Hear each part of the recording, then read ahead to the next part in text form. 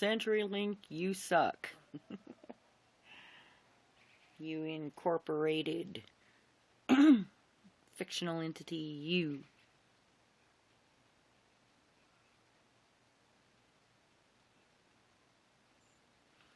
Hey everybody. Little deer from the beautiful southwestern Colorado, where the days are beautiful in the summertime and the sounds of all of the wildlife is so enjoyable. Chickens are off singing and dancing their happy little song. Can't see them too well from here. Let's see the chicken coop. Anyway, bringing those who want to know up to speed on what is going on in the world of my little family. Well, the soup gets hotter. How about that? The boiling pot rises. Things become very much clearer in many, many ways, but at the same time, there's no question that the pain of being without my loved ones is just so deep and so harsh.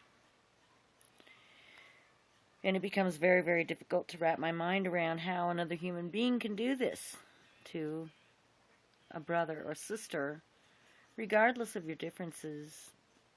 But that is where that birth certificate fraud comes into play. It has nothing to do with you, has nothing to do with me. It's all about the legal name, the capital letter fictional entity created oh so long ago in a deceitful manner. And, well, in February I disclosed the legal name fraud, and I brought about to the judge personally in his courtroom. I say personally. Well, I was on the phone, but I did make myself very clear that we weren't given full disclosure. This is a court of equity, and we're working in commerce. You're working in commerce. I'm not. I don't want anything to do with it. It's all about that legal name, and now that I know that it was copyrighted and it doesn't even belong to us, I don't want anything to do with it. Please let us go. That was kind of my plea in the long and short of it. You know, to try and excuse myself from the criminal activity that I felt I was being forced into participating in through the threat of my family while under duress. And all of that is true. I was under duress, and my family was and still is under threat.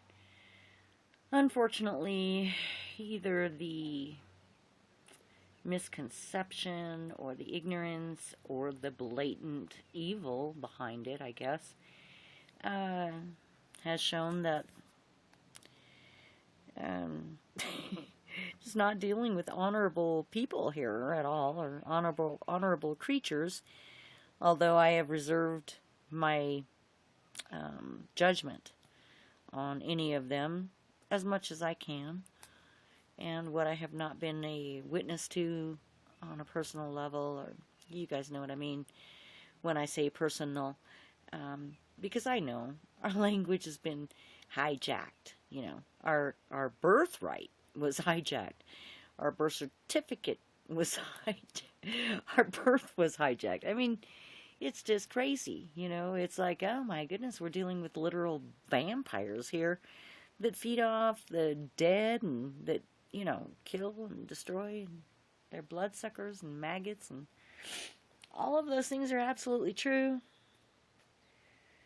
And it has sent me into an absolute whirlwind of, is this really my life kind of thing, or am I really experiencing this? And if so, why? Please tell me it's a bad dream and I'm going to wake up, right? Well, it's not a bad dream. It is what's happening. And it's devastating, and it's harsh, and it's cruel. And it's evil, and where does it end? Well, I'm in the process of strategically removing myself from any kind of systematic things that are out there in the world that are attached to me in any way, shape, or manner.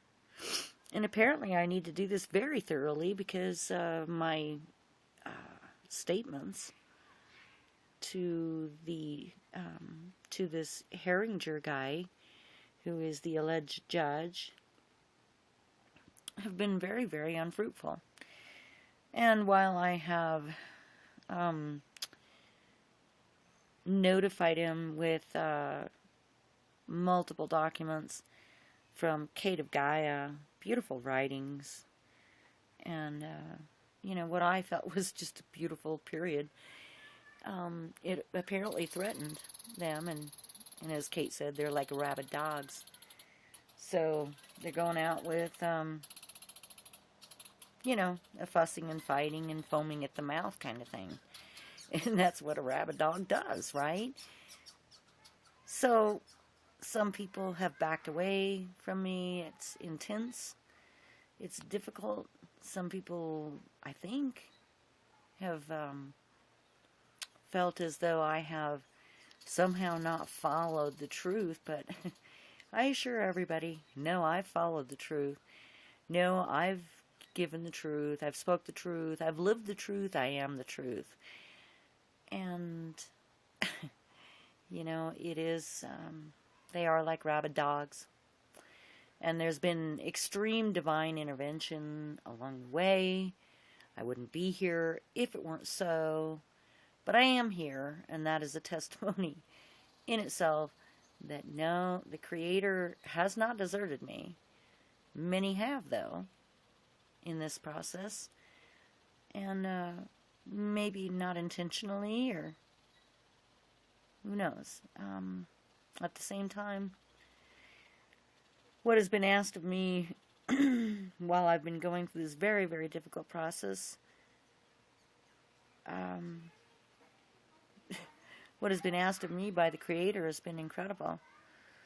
Well, looks like we've got some kids riding down the road. Bailey and Payson.